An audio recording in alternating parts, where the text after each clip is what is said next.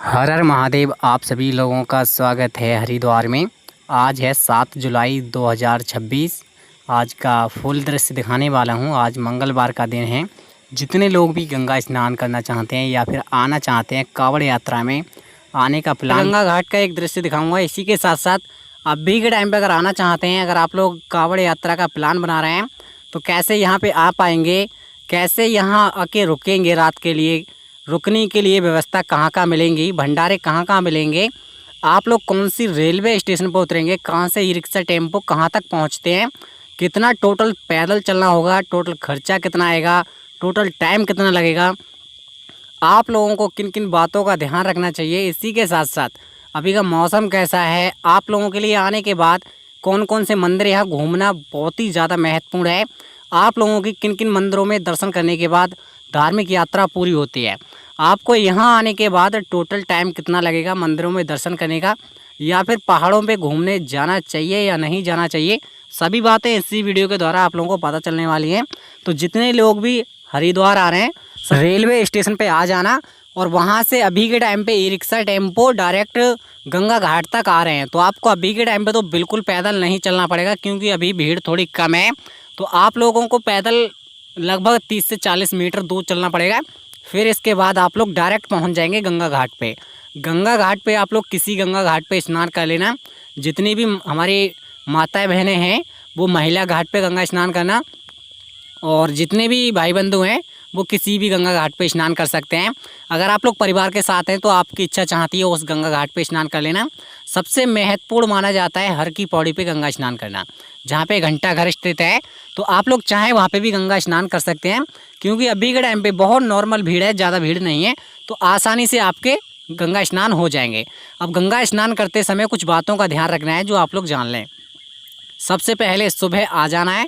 सुबह आने के बाद आपको गंगा स्नान ही करना है। सबसे पहले गंगा स्नान करने से पहले जो आपका सामान रहेगा आपके पास में, तो आप अपने सामान का अधिकतर ध्यान रखना। जब भी गंगा स्नान करने जाओ तो उस सामान को सही जगह पे रख जाना, और एक व्यक्ति को अपने सामान के पास में छोड़ के जाना, क्योंकि काफ़ी लोगों का यहाँ सामान चोरी हो जाता है। फिर बहुत ज़्यादा दिक्कतें और बहुत ज़्यादा परेशानियाँ आती हैं।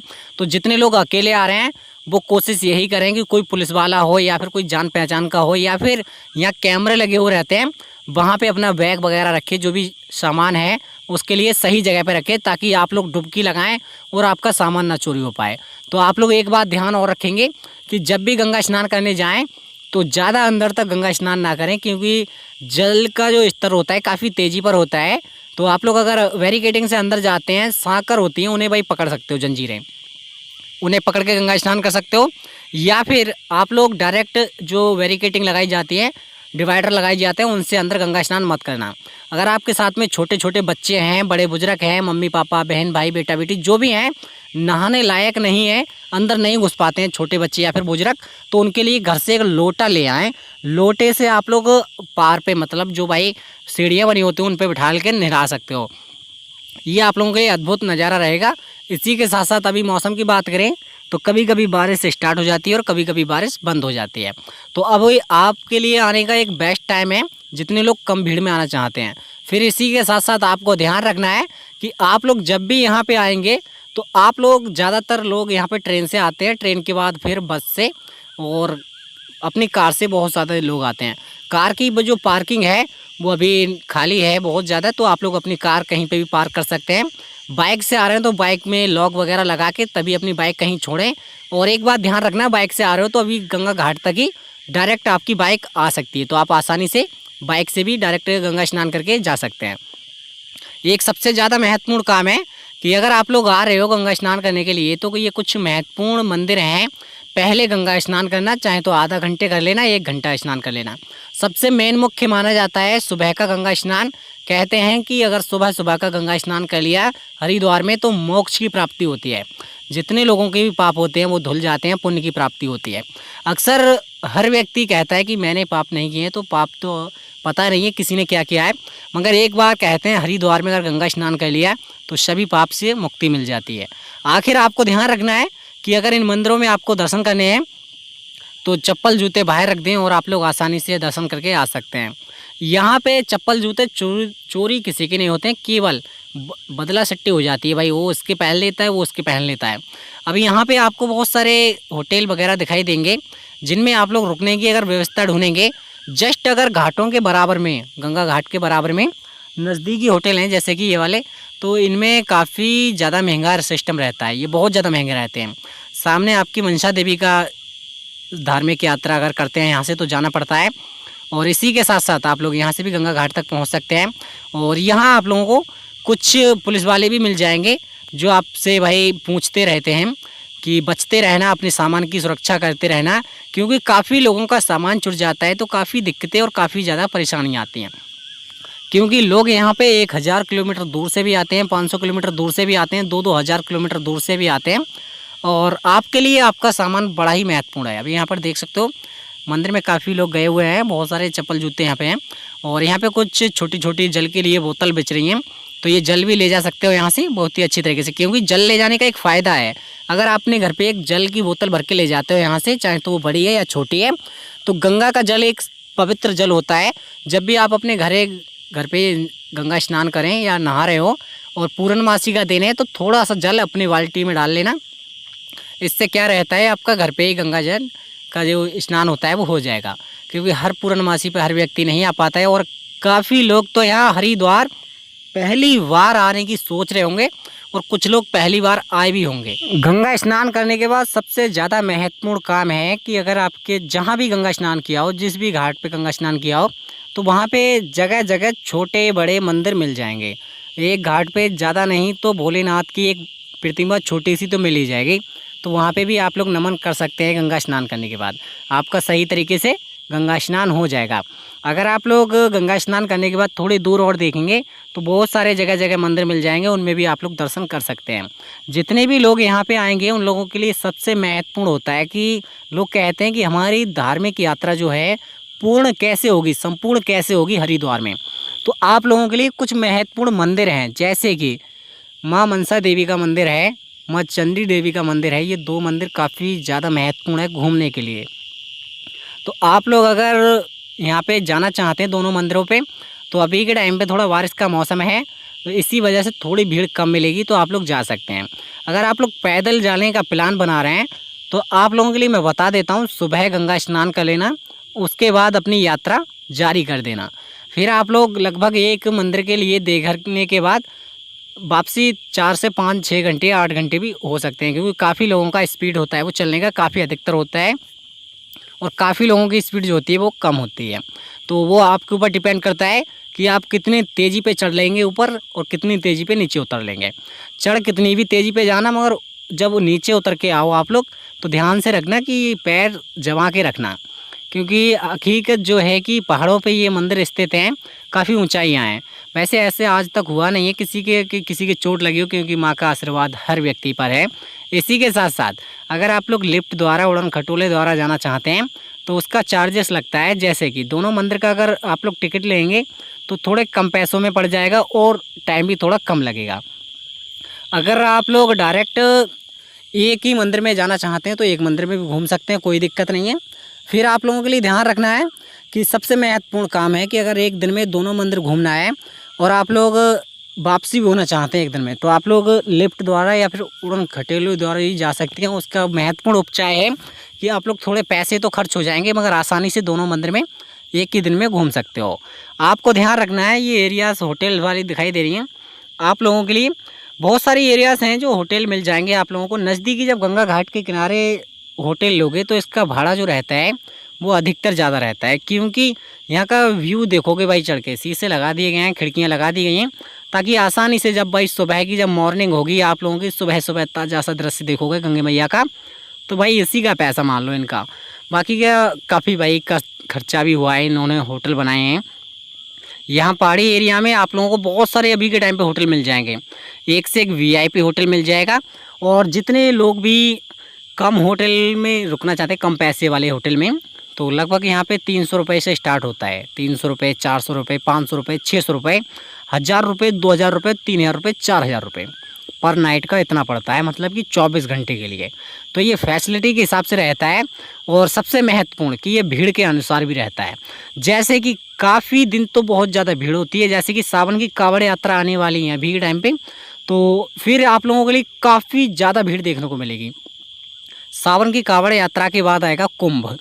कुंभ में तो इतनी ज़्यादा भीड़ होने वाली है, तो उस टाइम पे थोड़े होटल्स ज़्यादा महंगे मिलेंगे आप लोगों के लिए। अगर आप लोग पहले से रेट बुकिंग कर देते हैं, बुकिंग कर लोगे, तो आप लोगों के लिए प्राइस हो सकता है कम पड़ जाए। जितने भी लोग यहाँ की यात्रा का प्लान बना रहे हैं, तो यहाँ आने के बाद आप लोग टेंशन ना लें। काफ़ी लोग पूछ रहे हैं कि कमरा मिल जाएगा कि नहीं। भाई बेफिक्र आ जाओ, अभी भीड़ भी नहीं है ज़्यादा और बहुत सारे होटल्स हैं, क्योंकि यहाँ पे बहुत सारे होटल्स हैं। आप लोग आसानी से एक कमरा ले सकते हैं, अवेलेबल है अच्छा खासा। आप लोग कम से कम वाला भी ले सकते हैं, ज़्यादा से ज़्यादा वाला भी ले सकते हैं, वो आपके ऊपर डिपेंड करता है कि आपकी क्या चॉइस है। फिर आप लोगों के लिए ध्यान रखना है कि आप लोग गंगा स्नान करने के लिए अगर बेस्ट घाट ढूंढ रहे हैं, तो सबसे मेन मुख्य है हर की पौड़ी पे घंटा घर जो लगा हुआ है, वहाँ पे गंगा स्नान कर लेना। महिला हैं जो महिला घाट पे स्नान कर लेना। जो लोग बच्चों का मुंडन कराना चाहते हैं, वो नाई घाट पे मुंडन करा देना। और आप लोगों के लिए मैं बता देता हूँ, अगर धनुष पुल पे आप लोग यात्रा करें तो वो बेहतरीन रहेगा काफ़ी, जो भाई एरियाज़ घूमने के लिए। फिर आपके लिए हाथी वाला पुल है और बहुत सारे छोटे बड़े पुल हैं, चाहे तो वो काल भैरव का रहा हो या फिर वाल्मीकि मंदिर रहा हो। तो बहुत सारे मंदिर हैं जो आपको घूमना बेहद ज़रूरी है, क्योंकि आप लोग पहली बार आ रहे हैं या फिर काफ़ी बार आ रहे हो, कोई दिक्कत नहीं है। आप लोगों को घूमना बेस्ट है, क्योंकि घर जाने के बाद कुछ तो यादें आपके मन में रह जाएं। क्योंकि एक हरिद्वार ऐसा धार्मिक दर्शन या जो है तीर्थ में माना जाता है, बाबा की 4 धाम में से एक धाम है। और जितने लोग भी 4 धाम की यात्रा का प्लान बना रहे हैं, उनके लिए मैं बता देता हूँ, बारिश के कारणवश आप लोग अगर 10 दिनों का बजट निकाल के आएँ घर से कि 10 दिनों में यात्रा हो जाएगी, तो आप लोग 11 से 12 दिन का लेना। क्योंकि बारिश अधिक होने के कारण से आप लोगों के लिए कहीं कहीं रास्ते टूटे वगैरह मिल जाते हैं, पहाड़ों का कचरा भी नीचे गिर जाता है, तो काफ़ी टाइम लग जाता है उन्हें सड़कों को साफ़ होने में। तो आप लोग पूरा टाइम निकाल के आना है। इसी के साथ साथ यहाँ की अगर आप लोग मार्केटों में घूमेंगे, तो आप लोगों को अन्य अन्य प्रकार के सामान मिल जाएंगे, जिनमें ले सकते हैं कुछ भी सामान। यहाँ पे देख सकते हो बहुत सारी गाड़ियाँ खड़ी हुई हैं, स्कूटी खड़ी हुई हैं। तो ये ज़्यादातर लोग अभी के टाइम पे आ रहे हैं, क्योंकि डायरेक्ट अपनी स्कूटी और बाइक से आते हैं, गंगा स्नान किया और वापस में निकल जाते हैं। तो अभी के टाइम पे आ सकते हो, कोई दिक्कत नहीं है। नाई घाट का नज़ारा देख सकते हैं, काफ़ी अच्छा शानदार सा नज़ारा है, काफ़ी बेहतरीन। क्राउड अच्छा खासा है यहाँ पे। कहीं कहीं देखो कभी कभी ऐसा होता है, कहीं कहीं और कभी कभी क्राउड बढ़ जाता है, कहीं कहीं घट जाता है, एक जैसा नहीं रहता है। लोगों की अचानक से भीड़ कहीं ना कहीं बढ़ जाती है। ये उमड़ना भीड़ आपकी स्टार्ट हो जाएगी लगभग 10 से 15 दिनों बाद। बहुत सारे भोले आने लगेंगे, अभी भी आ रहे हैं भोले थोड़े, मगर इसके बाद भी आना स्टार्ट से हो जाएंगे। फिर आपको ध्यान रखना है कि आप लोग जब भी यहाँ पे आएँ, तो पूरा प्लान बना के आएँ लगभग 2 से 3 दिनों का, ताकि आसानी से हरिद्वार और ऋषिकेश की यात्रा संपूर्ण कर पाए। ज़्यादातर लोग हरिद्वार से ही वापस हो जाते हैं। तो हरिद्वार में भी बहुत सारे मंदिर हैं जो आप लोगों के लिए देखने लायक हैं। और आप लोग अगर आ रहे हैं, तो आप लोग लगभग 6 से 7 किलोमीटर घूमने का एक प्लान बना लें, पैदल चल सकें, ताकि आसानी से यहाँ के हर गंगा घाट देख सकें। गंगे मैया के पवित्र चरणों में आप लोग एक अपना एक अद्भुत दृश्य बना सकें। क्योंकि यहाँ पे चल पाता है वही देख पाता है। काफ़ी जो हमारी माताएं बहनें होती हैं, शहर से बिलोंग करती हैं, वो लोग ज़्यादा नहीं चल पाती हैं, क्योंकि दिक्कतें होने लगती हैं चलने के बाद। तो आप लोग चाहें तो यहाँ पे अभी के टाइम पे आ जाएं, अपना मोटरसाइकिल वगैरह से आ रहे हैं, बाइक से, तो आप आसानी से घूम सकते हैं। जब ज़्यादा क्राउड होता है, तो आप लोगों की नहीं तो बाइक निकलेगी, केवल आपकी पैदल यात्रा संपूर्ण जारी रहेगी। आप लोग ध्यान रखेंगे कि आप लोग जो भी सामान लेके आ रहे हैं अपने साथ में, उसका अधिकतर ध्यान रखें। अगर अपने साथ में छोटे बच्चे या बुजुर्ग हैं, तो उनका अधिकतर ध्यान रखें, क्योंकि बुजुर्ग आपके बराबर चल नहीं पाएंगे। अपनी मम्मी पापा को ला रहे हो, तो आपके बराबर ही चल नहीं पाएंगे, वो पीछे रह जाएंगे। और जो बच्चे होते हैं, वो भाई बहुत शरारती होते हैं, आपसे भाई 2 कदम आगे ही चलेंगे। उनका अधिकतर ध्यान रखना है, क्योंकि मैंने देखा है लोगों को बिछड़ जाते हैं लोग अपने अपने से, तो काफ़ी दिक्कतें, काफ़ी ज़्यादा परेशानियाँ आती हैं। तो आप लोग ध्यान यही रखें कि अपनों से दूर ना जाएं, एक दूसरे का हाथ पकड़ के चल लें, और अधिकतर एक दूरी बनाए रखें। जो कि भाई 1 कदम या 2 कदम दूर तो चल जाएगा, मगर 10 मीटर या 20 मीटर दूर गए तो आप एक दूसरे को ढूंढ नहीं पाओगे, क्योंकि अधिक जगह क्राउड भारी हो जाता है। तो इसी कारणवश थोड़ी परेशानियाँ आ जाती हैं। जब क्राउड कम होता है, भीड़ कम होती है तो कोई दिक्कत ही नहीं है।